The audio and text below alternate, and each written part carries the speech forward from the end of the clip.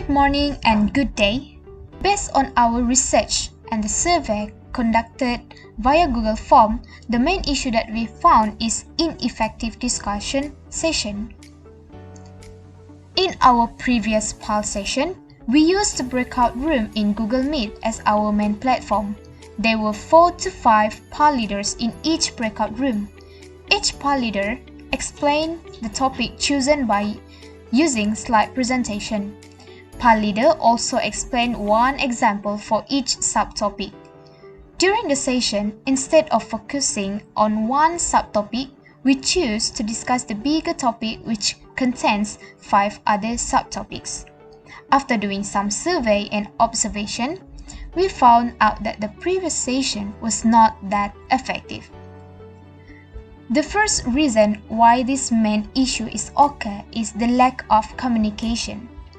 This is because the time was limited and there were 5 subtopics to be discussed. Thus, there was no room for Q&A session, which will test the level of their understanding. Since PAL leaders were the only ones who were talking and PAL followers were just listening, the session became dull and ineffective.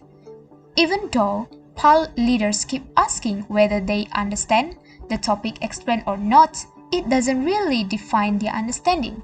They might understand the sample question and answer that were presented at that time.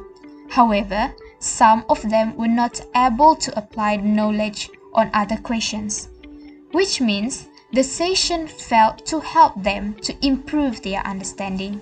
Besides that, this matter cannot overcome the shyness in themselves.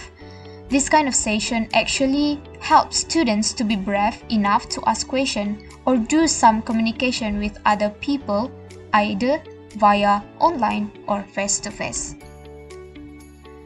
The second reason why this main issue is occurring, this is because the attention focus on the slide instead of its presenter. The slides that have been used have a lot of content that is able to attract PAL followers' focus.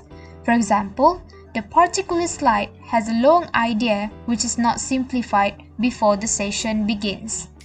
When followers only focus on slides, they will not get the 100% knowledge that PAL leaders want to share.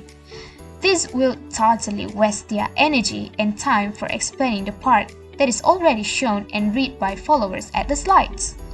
During the session, suppose the presenter needs to be professional when explaining to followers.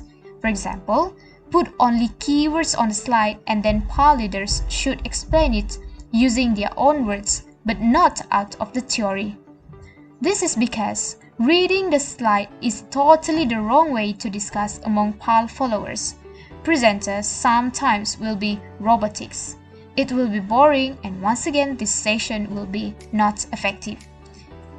Therefore, we come up with a continuous learning strategy called PDP learning structure. So, what is PDP learning structure? PDP is short for pre-session, during session, and post-session. The strategy is divided into 3 sections, which are before the discussion session, during the discussion session via Google Meet, and after the discussion session. We believe that this strategy will help us to achieve our goal, which are to make sure students are able to learn continuously and fully prepared for all tests and the final exam.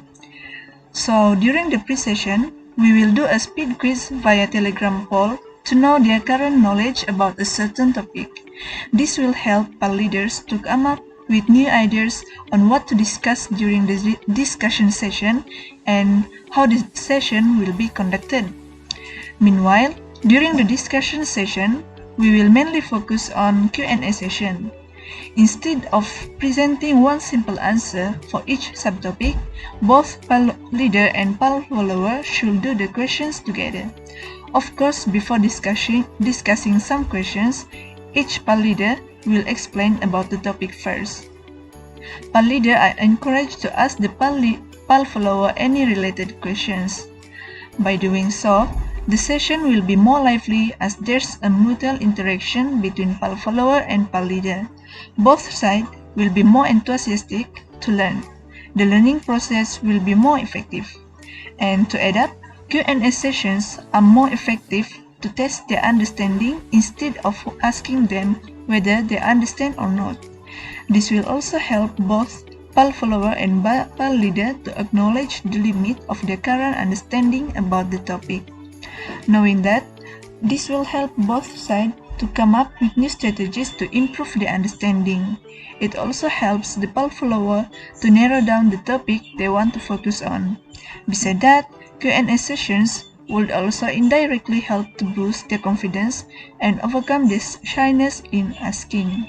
Based on the survey distributed, among the 5 options of discussion session, we suggest quiz via Google Form got the most votes beside Q&A session. Therefore, we decided to do a post session using Google Form as the main platform. This post session strategy is to make sure that they've grasped the knowledge as much as they can. For this post session, PAL leaders will provide some quizzes with a timer via Google Form. Considering the packed schedule and other factors, the link for this Google Form will always be open so students can answer it anytime.